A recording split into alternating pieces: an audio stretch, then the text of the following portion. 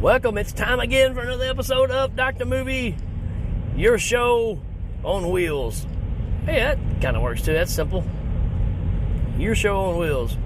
Rapid movie reviews with Rick on wheels. You can just keep adding to it. I don't know. Say what you will. Hey, we're back with another listener request. This is from my good buddy Brett Collins. Known Brett pretty much, both of us known each other our whole lives. Went to school together. And Brett, who I also call Bobby Joe. We talk about Evil Dead 2 a lot. And very cool dude. And he reached out to me and wanted me to cover a favorite of his from back in 1987 called Ghost Fever. With the late, great Sherman Hemsley in here. Also known as George Jefferson.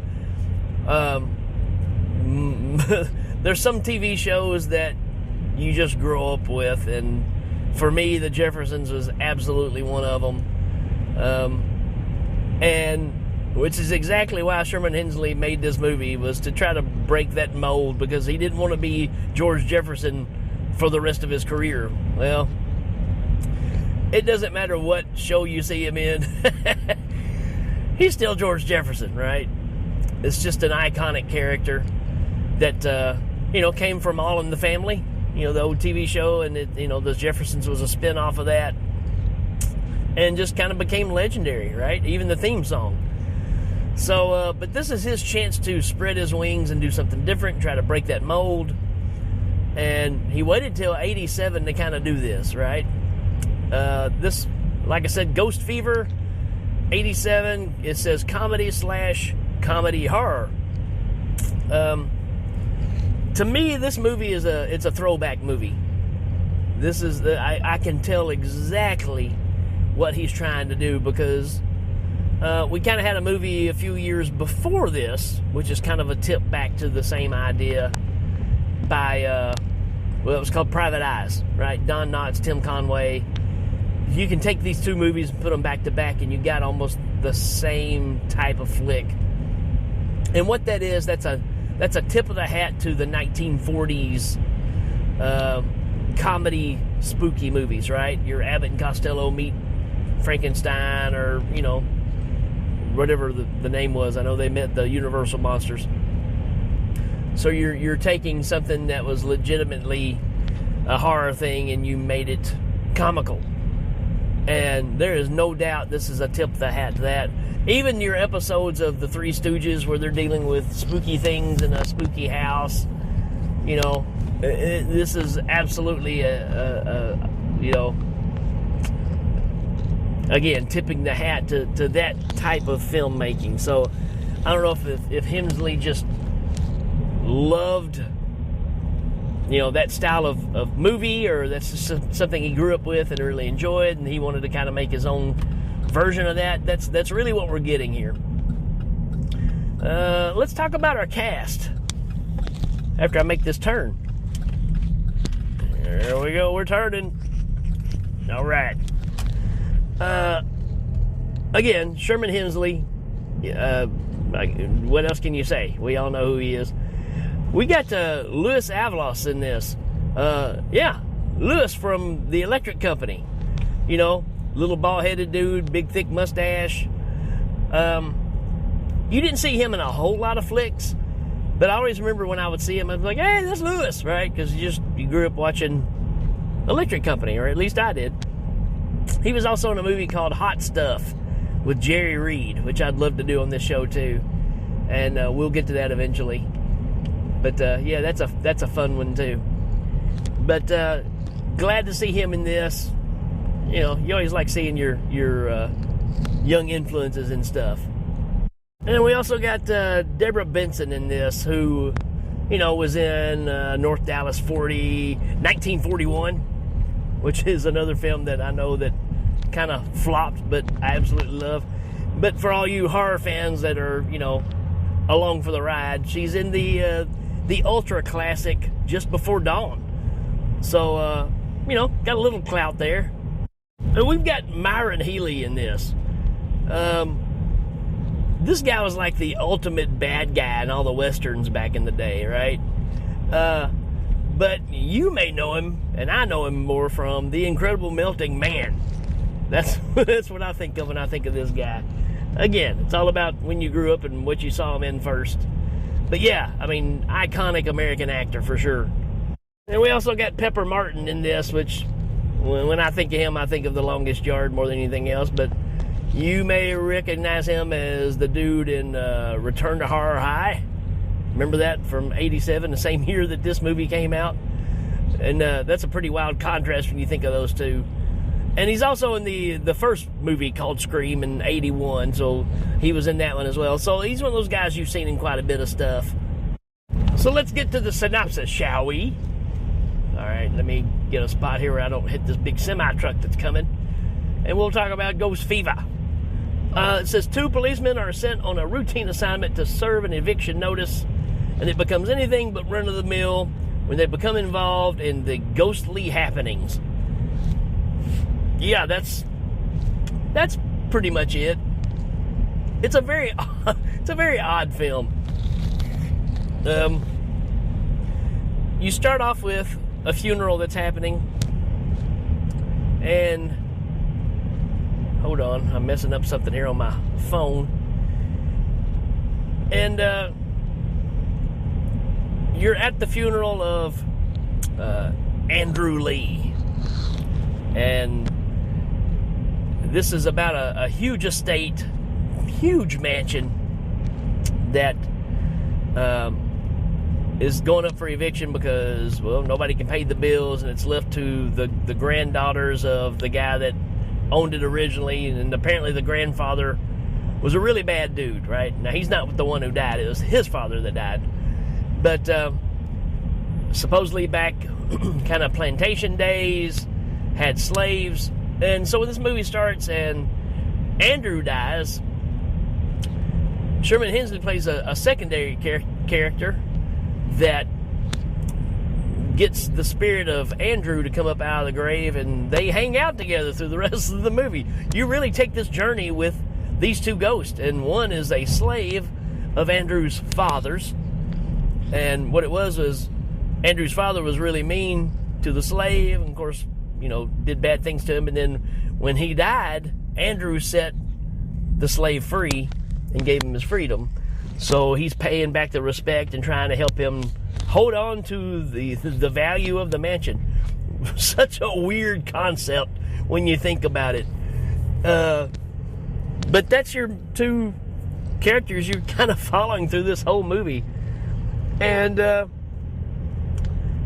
Sherman Hemsley and Louis Avalos, they're these cops, right? And they've been given this piece of paper to take out to this mansion, give them the eviction notice, and the main officer here, the Sheriff Clay, which is Pepper Martin, kind of has an underhanded idea of what he's going to do. He's wanting the mansion for himself more than anything else. You don't really know that at first, but really that's how it plays in.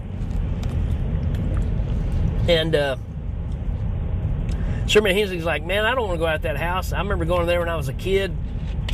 Had the crap scared out of me because it was Halloween. I walked up to the house, and the owners of the place came out dressed up and scared the kids away, and they never really went back.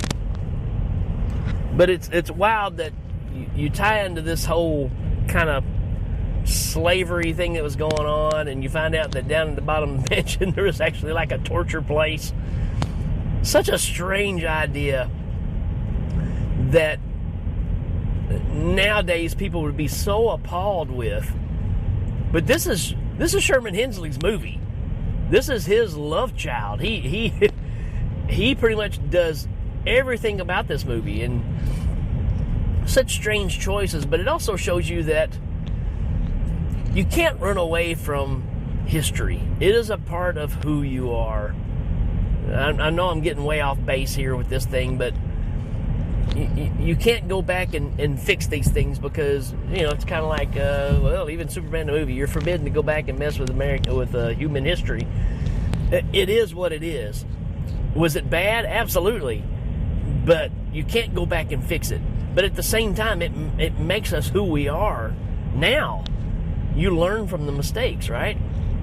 And that's kind of what you get from all this. When you can lightheartedly make a movie, a ghost movie, about, the other side of the slavery thing, it's pretty unique.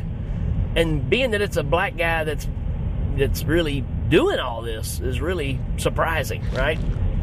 Anyways, that's just one part of the nuts of this movie, right? As a kid, a lot of that stuff probably just flies right over your head. You don't see the impact of it from a kid perspective. But at the same time, it's there.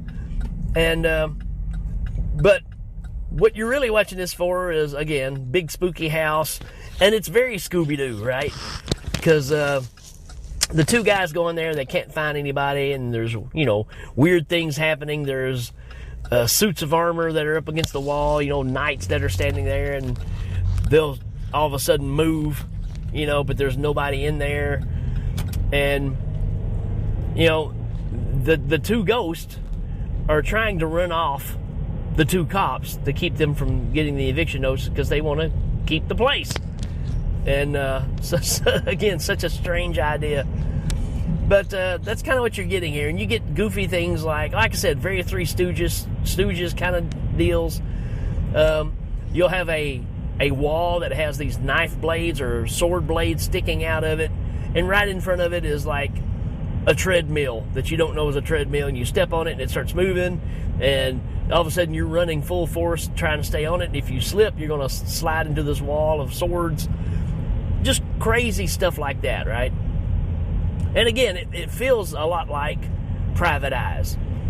Don't know that there's any tie-in to those. I haven't done that kind of research, but it definitely feels like they were kind of tapping into that same type of thing, right? And things get crazy because now Sherman Hemsley's character, Buford's wanting to get out of there, right? Is it Buford? He plays two roles. I get the names mixed up. But his police character is wanting to leave, and they can't. Every time he goes to the door, he gets picked up, and he's floating in front of the door, and he's being held upside down and dropped on his head. It's all these kind of comical things. He throws a coat rack at a window, tries to break out the glass, and the coat rack bounces off of it like it's a trampoline, comes flying back across the room. You get all this kind of crazy stuff. You get, scenes where lightning bolts are striking at the two guys that are hiding underneath a grand piano. Just crazy stuff, right? And it kind of goes from there to, them meeting the two granddaughters, and weirdly enough, the two granddaughters try to woo the two police officers and kind of keep them there and treat them nice and, start trying to take care of these guys. It's so strange. It's so strange. But it's 80s. I mean, you can tell. I mean, it's just got that element. Anything can happen in the 80s, right? And eventually it gets to where Lewis decides that he's going to fight Smoking Joe Frazier in the fundraiser. It's a title match for the World Championship. Even though he's not supposed to be Smoking Joe Frazier, he's playing a different character. I don't know, something Tucker, Terrible Tucker, that's it. And,